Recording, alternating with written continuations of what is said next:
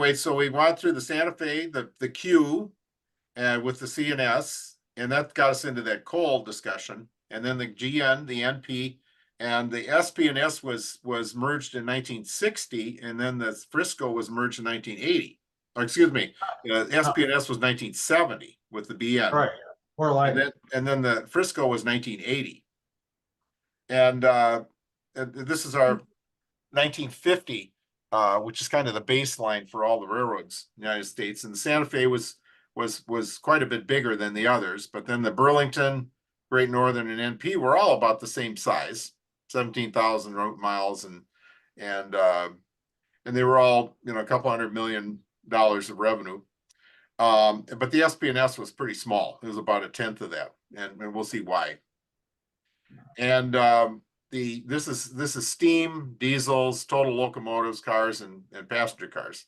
And again, the SP&S was pretty small, but as you can see, they had 70 diesels and 48 steam locomotives. So they were moving right along because it's a dry, most of southern Washington's pretty dry. And so dry areas like the Santa Fe was already almost half diesels because they really, they go through dry areas. Whereas the NP was, and the GN was moving along too, but the NP was pretty conservative because they had gone bankrupt 3 times. And I think that really affected I think that affected their kind of their culture. They were always very conservative about things, where the Great Northern was more advanced and moving right along. So we'll start with real quick with the James J. Hill built from St. Paul to Seattle. And then of course he had a line down to Butte first, but he went up to Canada as well. His original idea again was he wanted to build to Winnipeg and then have him build the CP west, because he said that was the most efficient way to do it. But of course the Canadians wanted to have their own railroad north of Lake Superior. And Craig, didn't you say it cost them more to build this stretch over Lake Superior than it did through the Rockies? I believe that is correct, because that stuff is like it's like iron, that rock. They had to blast every inch of it, and when they weren't blasting through rock, they were building across swamps. So yeah, it was a big deal. And there was a lot of pressure to cross at the Sioux and come through the United States. And the nationalists just said, no way. They'd fought 3 wars with the United States already, and they just didn't want to have their main railway in a grip of a foreign country. Sure. Yeah, it makes sense.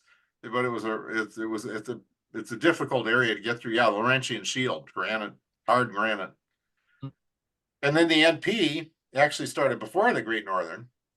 They built from Minneapolis right west. That's why all the big cities are on Fargo, Bismarck, Billings, Helena, Butte, Missoula. They're all on the NP because that was first. And then, but James J. Hill was definitely he was the CEO, hardworking, tough businessman, but he was very honest. And because he had such a huge impact on the Northwest U.S., they called him the Empire Builder. And that's how they named it. Renamed their Oriental Limited as the Empire Builder. So anyway, when the NP got to Spokane, they kind of looked at this set of the Cascades right here, and they said, no, we're going to go south. So they went down to Pasco, and then they kind of came up through here and went through Stampede Pass. And the Great Northern came along later, and Stevens found this route over the Cascades, but unfortunately, as our resident expert said, they built it in not a very good way. It was on a hill, the Cascade Tunnel, and because at the time they were thinking, well, we're going to run electric locomotives, so smoke isn't a problem, and we can get trains right through there. And then they built on either side. They built the railroad on the north side of the valley, which is where you don't want to be in a snowy area, because they have avalanches. And the sun hits the snow and it melts, and it comes crashing down. And in fact, at Wellington, they had lost almost 100 people there because of that. And today they have a fans for the Cascade Tunnel, and they can only run 20 trains a day, and the line could handle 40, but because they have to ventilate the tunnel every time they go through it, it really limits it. So they've actually reopened the Stampede Pass because of that. So then the GN and the NP in 1905 built the Spokane, Portland, and Seattle. First, they built from Pasco down the north bank of the Columbia River to Portland. The Union Pacific came up here from Salt Lake City and Ogden up here on the Oregon Short Line, and then they had the south bank, but so the SP&S was on the north bank, and then eventually they built their own line from more modern line from Pasco to Spokane. Let me get the next slide here. And so it was the SP&S was sort of operated as a semi-autonomous subsidiary. It was kind of it was controlled by the GN and the NP, but sometimes they like the operation had run through trains like the Great Northern Empire Builder and the North Coast Limited on the Northern Pacific. Both had sections that when they got to Spokane, the main part of the Great Northern Empire Builder would go this way, but they had a Portland section, and the NP, the main part of the train ran North Coast Limited ran here, but they also had a section that ran down to NP. So there was a lot of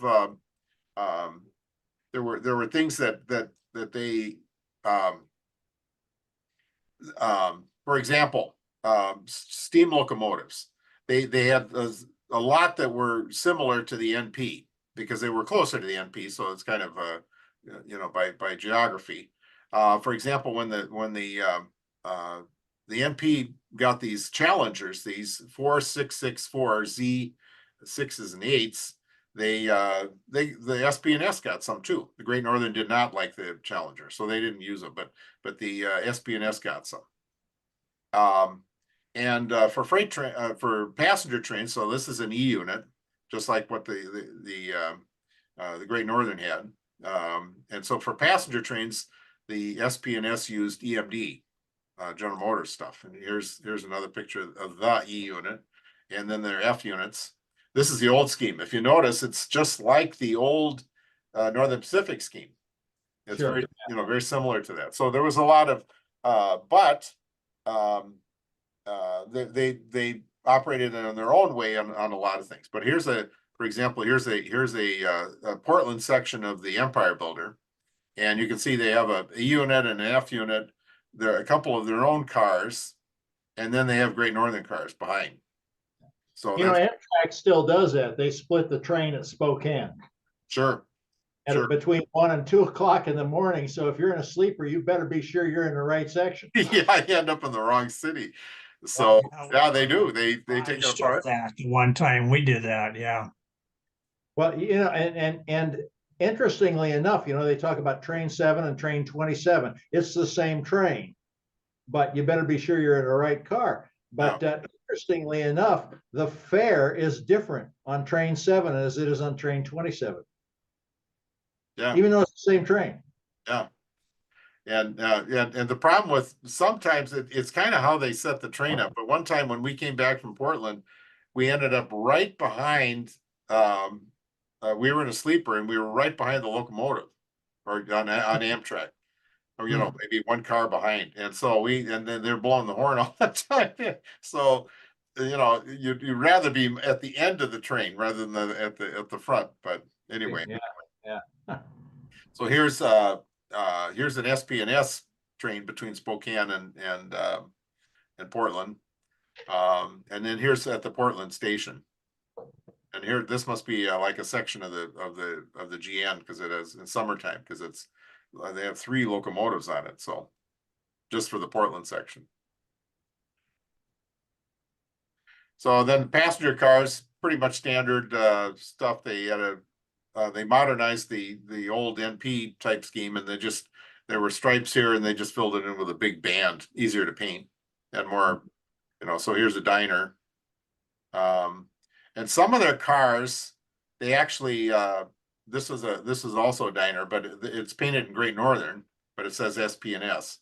Mount St. Helens. That's interesting name for the car. I wonder if they probably had no idea that was going to be a such a big deal. All right.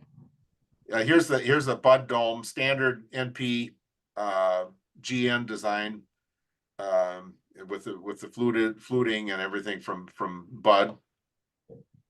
And there's another diner. And I think this is at Spokane. And so then later on, you can see this is with the blues. This is at Portland. This is ready to go east. They painted it all dark green, which I think we used to call it 13D, was dismal, dark, dreary. Crab, dumb. Yeah, dumb.